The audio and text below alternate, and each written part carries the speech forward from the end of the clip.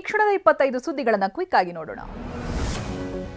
ಜನಾರ್ದನ್ ರೆಡ್ಡಿ ಹಾಗೂ ಶ್ರೀರಾಮುಲು ನಡುವಿನ ಮನಸ್ತಾಪ ಮತ್ತೊಂದು ಹಂತ ತಲುಪಿದೆ. ರೆಡ್ಡಿ ವಿರುದ್ಧ ನಿಗಿನಿಗಿಯಾಗಿರುವ ರಾಮುಲು ರೆಡ್ಡಿ ಮನೆ ಸಂಪರ್ಕ ಕಲ್ಪಿಸುವಂತ ಗೇಟನ್ನೇ ಬಂದ್ ಮಾಡಿದ್ದಾರೆ. ಬಳ್ಳಾರಿಯ ಅವಂಭಾವಿಯಲ್ಲಿನ ಮನೆಗೆ ವಾಸ್ತು ಹೆಸರಿನಲ್ಲಿ ಶ್ರೀರಾಮುಲು ಗೇಟ್ ಬಂದ್ ಮಾಡಿದ್ದಾರೆ. ಮಾಜಿ ಸಚಿವರಾದ ಶ್ರೀರಾಮುಲು ಹಾಗೆ ಜನಾರ್ದನ್ ರೆಡ್ಡಿ ಭಿನ್ನಮತ ವಿಚಾರಕ್ಕೆ ಸಂಬಂಧಪಟ್ಟ ಹಾಗೆ ಸಂಧಾನದ ಜವಾಬ್ದಾರಿಯನ್ನ ಬಿಜೆಪಿ ವರಿಷ್ಠರು ಕೇಂದ್ರ ಸಚಿವ ಪ್ರಹ್ಲಾದ್ ಜೋಶಿಗೆ ನೀಡಿದ್ದಾರೆ. ಈಗಾಗಲೇ ಶ್ರೀರಾಮುಲು ಜೊತೆ ಮಾತನಾಡಿರುವಂತಹ ಜೆಪಿ ನಡ್ಡಾ ರಾಮುಲುವನ್ನ ಕರೆದುಕೊಂಡು ದೆಹಲಿಗೆ ಬರುವಂತೆ ಜೋಶಿಗೆ ಸೂಚನೆ ಕೊಟ್ಟಿದ್ದಾರೆ.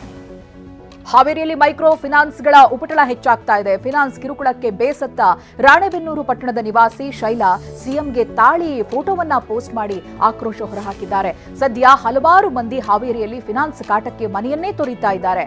ಕ್ರಮ ಕೈಗೊಳ್ಳುವಂತೆ ಸರ್ಕಾರಕ್ಕೆ ಒತ್ತಾಯಿಸಿದ್ದಾರೆ. ರಾಜ್ಯದಲ್ಲಿ ಮನೆ ಕಳ್ಳತನ, ಸರಗಳ್ಳತನ, ದರೋಡೆ, ವಂಚನೆ ಬಳಿಕ ಈಗ ರೈತ ಕಷ್ಟಪಟ್ಟು ಬೆಳೆದಿದ್ದಂತ ಕಲ್ಲಂಗಡಿ ಬೆಳೆ ಕಳ್ಳತನ ಮಾಡಲಾಗಿದೆ. ಮೈಸೂರಿನ ಪಿರಿಯಾಪಟ್ಟಣದ ಆಲನಹಳ್ಳಿ ಗ್ರಾಮದಲ್ಲಿ ಘಟನೆ ನಡೆದಿದೆ. ರೈತ ನಂಜುಂಡಿ ಹೊಲದಲ್ಲಿ 7 ಟನ್ಗಳಷ್ಟು ಕಲ್ಲಂಗಡಿ ಕಳ್ಳತನವಾಗಿದೆ. ಮಂಗಳೂರಿನ ಕೋಟೆಕಾರು ಬ್ಯಾಂಕ್ನಲ್ಲಿ ದರೋಡೆ ಪ್ರಕರಣಕ್ಕೆ ಸಂಬಂಧಪಟ್ಟ ಹಾಗೆ ಆರೋಪಿಗಳನ್ನ 14 ದಿನ ಪೊಲೀಸ್ ಕಸ್ಟಡಿಗೆ ನೀಡಲಾಗಿದೆ. ಡಿ ಮುರುಗನ್, ಜೋಶ್ವಾ, ರಾಜೇಂದ್ರನ್ ತಮಿಳುನಾಡಿನಲ್ಲಿ ವಶಕ್ಕೆ ಪಡೆದಿದ್ರು ಪೊಲೀಸರು.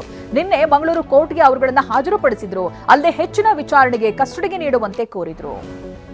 ಆಮ್ ಆದ್ಮಿ ಪಕ್ಷದ ರಾಷ್ಟ್ರೀಯ ಸಂಚಾಲಕರಾದ ಅರವಿಂದ್ ಕೇಜ್ರಿವಾಲ್ ಅವರನ್ನ ಯುಪಿ ಸಿಎಂ ಯೋಗಿ ಆದಿತ್ಯನಾಥ್ ತರಾಟೆ ತೆಗೆದುಕೊಂಡಿದ್ದಾರೆ. ನಾನು ತ್ರಿವೇಣಿ ಸಂಗಮದಲ್ಲಿ ಸ್ನಾನ ಮಾಡಿದೆ, ನೀವು ಯಮುನೆಯಲ್ಲಿ ಸ್ನಾನ ಮಾಡೋಕ್ಕಾಗುತ್ತಾ ಅಂತ ಸವಾಲ್ ಹಾಕಿದ್ದಾರೆ.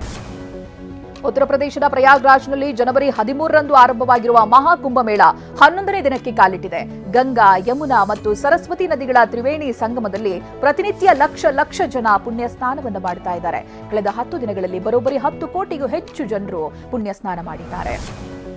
ಕೋಲ್ಕತ್ತಾ ಆರ್ಜಿಕರ್ ಕಾಲೇಜಿನ trainee doctor rape and murder case ಅಪರಾಧಿ ಸಂಜಯ್ ರಾಯ್ಗೆ ಕೋರ್ಟ್ ಜೀವಾವಧಿ ಶಿಕ್ಷೆಯನ್ನು ವಿಧಿಸಿದೆ. ಈತನನ್ನ ಪ್ರೆಸಿಡೆನ್ಸಿಯ ಸೆಂಟ್ರಲ್ ಜೈಲ್ನೊಳಗೆ ಇರಿಸಲಾಗುತ್ತೆ. ಜೈಲ್ನಲ್ಲಿ 3 ಹೊತ್ತು ತಿಂಡಿ, ಊಟ, ನಿದ್ದೆ ಮಾಡಿಕೊಂಡು ಇರೋವಂತಿಲ್ಲ. ಅಲ್ಲಿ ಈತ ಕಠಿಣ ಕೆಲಸವನ್ನ ಮಾಡಬೇಕು. ಅದಕ್ಕಾಗಿ ₹105 ವೇತನವನ್ನ ಕೂಡ ಗಳಿಸ್ತಾನೆ ಈತ. ಸೆಹ್ವಾಗ್ ಹಾಗೆ ಪತ್ನಿ ಆರತಿ ಅಹ್ಲಾವತ್ 20 ವರ್ಷಗಳ ದಾಂಪತ್ಯ ಜೀವನ ಮುರಿದು ಬಿದ್ದಿರೋ ಬಗ್ಗೆ ವದಂತಿ ಹರಡಿತ್ತು. ಇನ್ಸ್ಟಾಗ್ರಾಂನಲ್ಲಿ ಸೆಹ್ವಾಗ್ ಹಾಗೆ ಪತ್ನಿ ಆರತಿ ಪರಸ್ಪರ ಅನ್ಫಾಲೋ ಮಾಡಿದ್ದಾರೆ. ಅಲ್ಲದೆ ಸೆಹ್ವಾಗ್ ಪತ್ನಿ ಫೋಟೋ ಬಿಟ್ಟು ತನ್ನ ತಾಯಿ ಮತ್ತೆ ಮಕ್ಕಳಿಬ್ಬರ ಫೋಟೋವನ್ನ ಪೋಸ್ಟ್ ಮಾಡಿದ್ದಾರೆ.